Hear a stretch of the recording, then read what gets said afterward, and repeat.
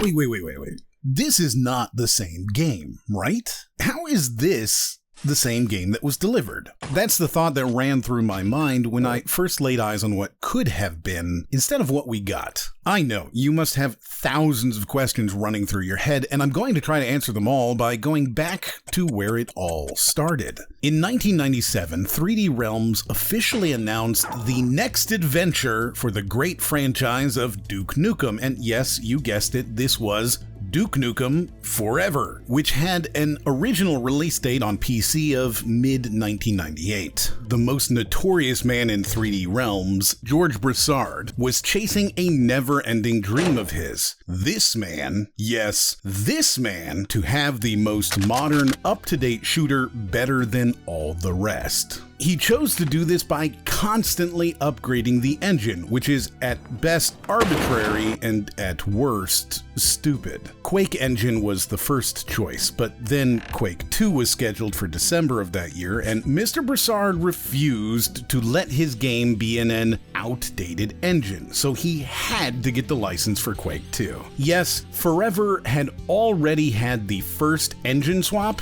before the public even knew the game existed. The following E3 in 1998 showed the Quake 2 gameplay before its later alterations. And hey, this actually looked great, but you guessed it, they do a 180 1 month after the reveal and switch engines again. But this time Mr. Broussard says, "F Quake 2 and gimme that magnificent Unreal Engine, baby." In June 1998, 14 months after the original announcement was made, 3D Realms made the Switch announcement. Mr. Broussard said that the game would not be significantly delayed by the Switch, but that the project would be back to where it was at E3, quote, within a month to 6 weeks. The next scheduled release date was now set for 1999. Sure, change the engine and make the game look sexier, but unlucky for the gamers who have to wait longer. If it pays off, then the delay won't even be remembered. 1999 is the year of the void for the fans. 3D Realms said absolutely nothing to address what they were doing, how the development went. Absolutely nothing was said. Fans had to just sit there and wallow until Mr. Broussard was ready to talk, but he didn't care. Instead, he needed to take a 1-year vacation.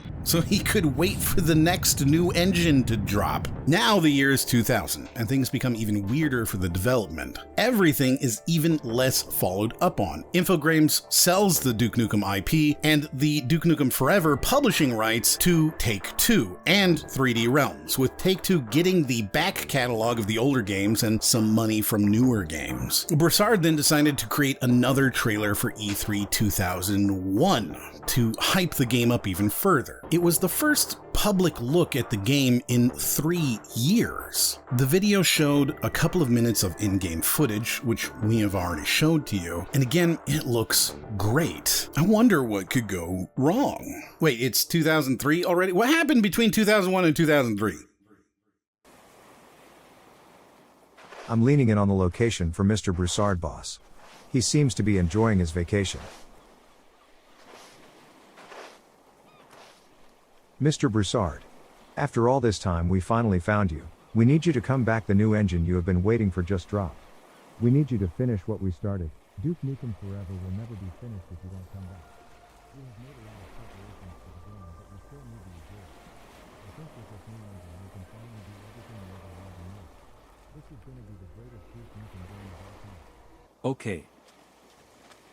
Let's get to the juicy bits and speedrun the rest. Around this time, there were reports that Take-Two and 3D Realms had conflicts with each other, which was the reason the game was experiencing so many delays, but other sources prove that it was probably a lie. Broussard and Take-Two actually had conflicts. About what? Who knows? By 2003, only 18 people at 3D Realms were even working on the game. One former employee said that Broussard and Miller were still operating on a 1995 mentality. By 2004, video game website GameSpot was reporting that Duke Nukem Forever had switched to the Doom 3 engine. In a January 2006 interview, Broussard said that many of Duke Nukem Forever's elements had been finished. Quote, "We're just basically putting it all together and trying to make it fun." Later that year, Broussard demonstrated samples of the game. A new game trailer was then released on December 19th, 2007, the first teaser in more than 6 years. The video was made by 3D Realms employees as part of their holiday festivities. While Broussard maintained the release date would be, quote, "when it's done," he also added that you can expect more frequent media releases and we have considerable work behind us. Work we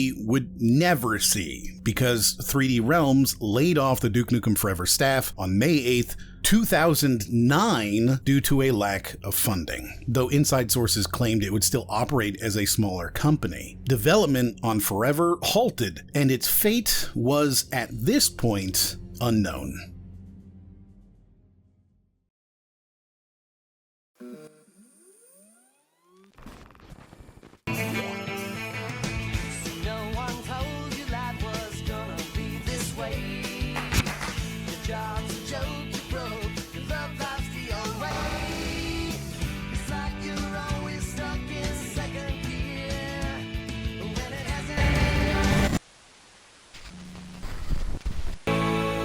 Yes, it's been in development a long time, but there's always been a core of very passionate, very talented developers, always trying to push things to the next level and succeeding in many respects. And every time I've ever had an opportunity to look at the game, there's always been amazing, incredible bits. Stuff that's just fun and over the top and seems like I've never seen before.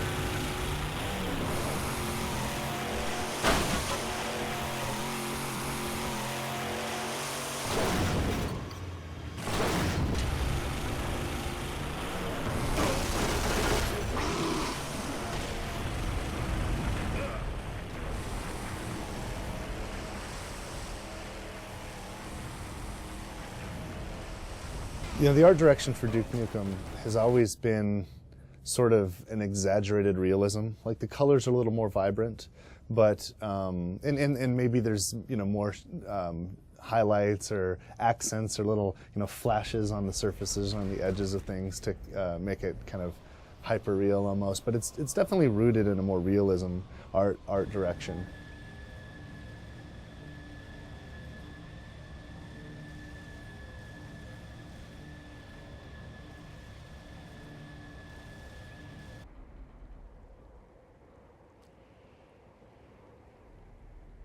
The few shooters we had played them in environments that were kind of nondescript, whereas Duke finally took it to a real world. Now, Duke's world isn't our world. It's kind of like a funhouse mirror reflection of our world. It's very much like our world, but it's almost like a upside-down, topsy-turvy version of our world. So when we're in that world and looking through the lens of our understanding to see what his world looks like, it's very funny to us.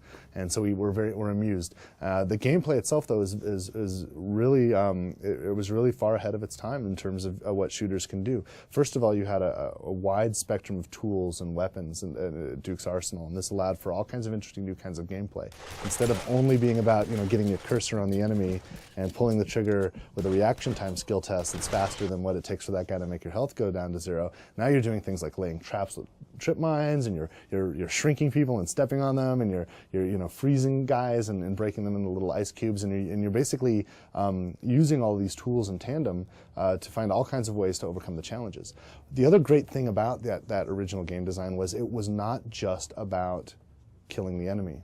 There were other things to do in Duke. After clearing a room of these aliens, you then had to figure out how to move to the next section, and oftentimes there was an environment challenge, like, man, there's the door, but there's something blocking it, and I have to figure out, you know, maybe if I nudge this and I can knock that out of the way and then I can get through, or maybe if I get that in the way and I blow that up, it'll create a hole for me, you know, and you're kind of using almost like a cognitive test to navigate the environment, and along the way you find secrets and all kinds of fun jokes. Duke Nukem Forever succeeds by understanding what was great there and delivering on a worthy successor to all that fun. So of course all the humor and all the titillation is there, and all those things that make us go, I just have to see what's going to happen next. That's all there for us. But at the same time, is a very intelligent game that balances very satisfactorily a pacing between the, you know, hardcore action and action skill test gameplay with a sort of cognitive gameplay.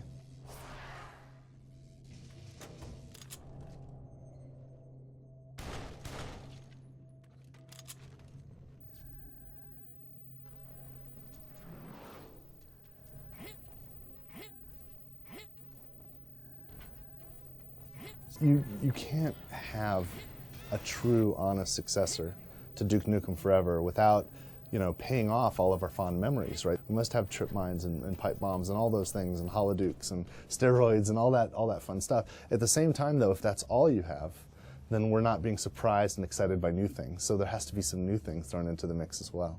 And Duke Forever delivers on both points. You know, I was looking on YouTube the other day, and I was kind of looking at all the trailers for all the upcoming games, and I was just astonished. You know, Duke Nukem Forever's trailer was the first kind of video asset for the new Duke Nukem Forever, was released just a couple of weeks ago, and it's already has more hits on YouTube than any other trailer for any other video game that isn't out yet. And it's just so like, there's going to be a lot of demand for it, and I'm really just excited that Duke gets to have this moment, and I feel both gratified and humbled that I get to have the seat that I have in helping to make that happen. But ultimately, I feel like every Duke fan out there, where I finally get to play the game this ridiculous game that's been going on for so long with this absurd development cycle. We're finally gonna, you know, get to the end of that story and have that experience, and it feels great to be able to pay that off.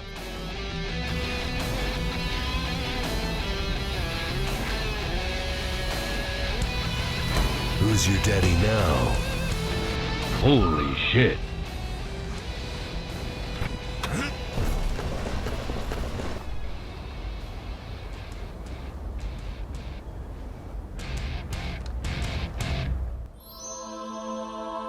Rest in pieces.